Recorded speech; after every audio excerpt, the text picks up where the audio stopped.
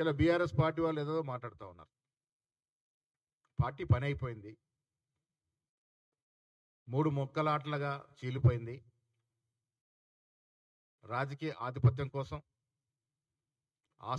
ఆస్తులు 10 ఏళ్ళు యథేచ్ఛగా ప్రజల నుంచి దోసుకున్నటువంటి ఆస్తుల వాటాల కొరకు అంతర్గతంగా గొడవలు జరుగుతూ ఉన్నాయి.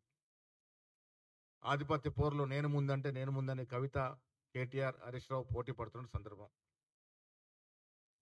ఇలా కవిత చాలా మాటలు మాట్లాడుతోంది. ఆవిడ మహిళల అభ్యున్నతి గురించి మాట్లాడుతోంది. సిగ్గుచేటు.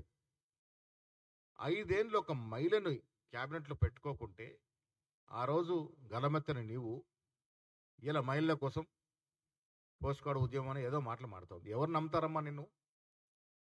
10 ఏళ్ళు అధికారంలో ఉన్నావు కదా, అప్పుడు ఎందుకు మీ నాయన అడగలేకపోయావు? మొన్న రాసిన లేఖ 10 ఏళ్ల ముందు ఎందుకు రాయలేకపోయినావు? మరిన్ని ట్రెండింగ్ వీడియోల కోసం న్యూస్ 18 తెలుగు యూట్యూబ్ ఛానల్ను సబ్స్క్రైబ్ చేసుకోండి.